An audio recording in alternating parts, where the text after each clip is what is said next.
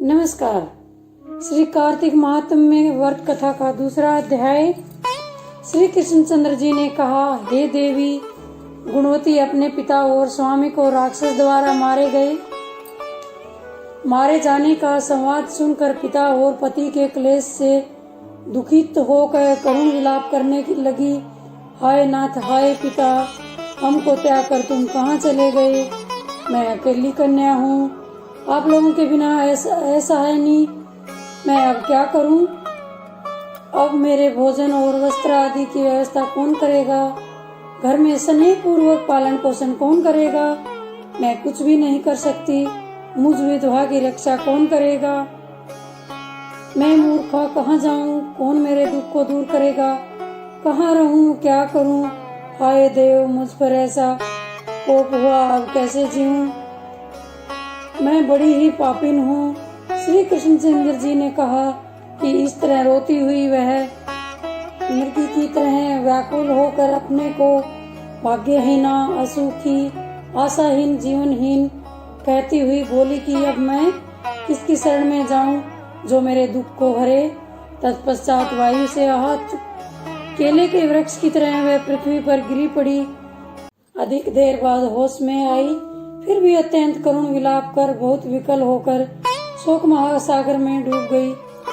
अपने घर की सारी वस्तुएं बेचकर सावधानी के साथ उसने अपने पिता और पति की यथाशक्ति श्राद्धादि क्रिया की। उसके पश्चात उसी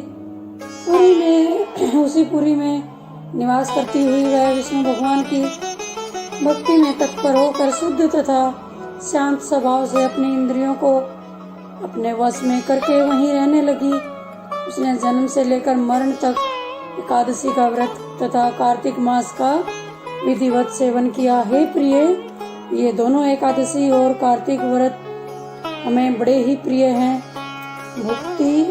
मुक्ति, पुत्र तथा संपत्ति को देने वाले परम पवित्र हैं। जो मनुष्य तुला की संक्रांति रहते हुए कार्तिक मास में प्रातः काल में स्नान करते हैं, वे चाहे पापी ही हों तो भी वे पापों से मुक्त हो जाते हैं। जो मनुष्य कार्तिक स्नान, जागरण, दीपदान तथा तुलसी के वृक्ष की रक्षा करते हैं, वे साक्षात विष्णु भगवान के तुल्य हैं। जो भक्त कार्तिक मास में विष्णु भगवान के मंदिर की स्वच्छता तथा विष्णु भगवान का स्वास्ति वचन करते हैं, वे प्राणी तो जीवन मुक्त हैं। इस प्रकार जो जन कार्तिक मास में 3 दिन तक श्री विष्णु के मंदिर की स्वच्छता अथवा उनका पूजन करते हैं, देवतागण भी उनकी वंदना करते हैं। जिन्होंने जन्म भर इस नियम का पालन किया है, उनका तो कहना ही क्या।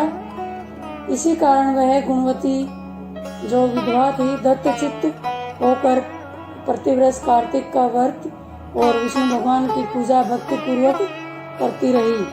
हे प्रिय, एक बार वह रोग के कारण दुबली हो गई थी तथा ज्वर से पीड़ित होने पर धीरे धीरे किसी प्रकार गंगा स्नान करने को गई। वह जल में स्नान करने की निमित्त उतरी और जाड़े से कांपने लगी और विकल हो गई।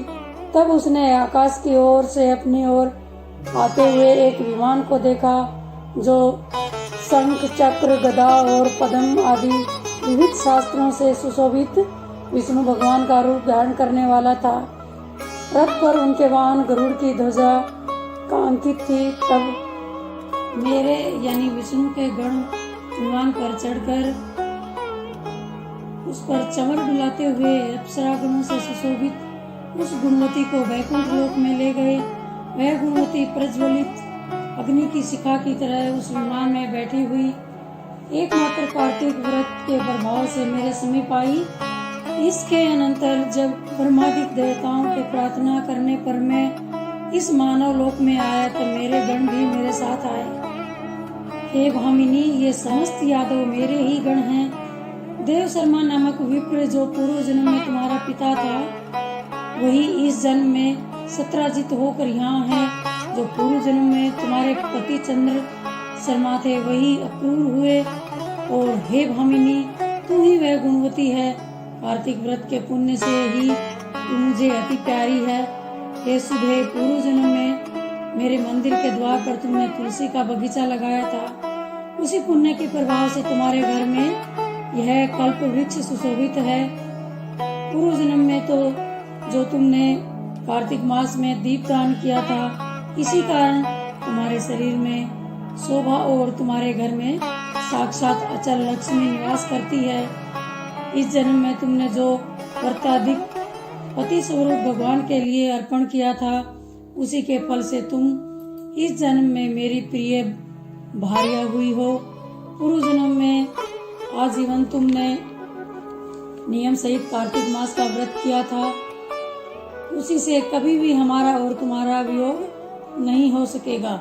इसी प्रकार जो प्राणी कार्तिक का व्रत करेंगे वे सब मेरे ही समीप रहेंगे और तुम्हारे ही समान प्रिय होंगे। यज्ञ, दान, व्रत तथा तपस्या करने वाले मनुष्य को जो फल प्राप्त होता है, वह कार्तिक व्रत के पुण्य फल का 16वां भाग भी नहीं होता। श्री सूत जी बोले, इस प्रकार सत्यभामा श्री कृष्ण भगवान से अपने पूर्व जन्म संबंधी पुण्य के प्रभाव का वृतांत सुनकर प्रसन्न हुई तथा सारे संसार के आदि कारण भगवान श्री कृष्णचंद्र जी को प्रणाम करके बोली।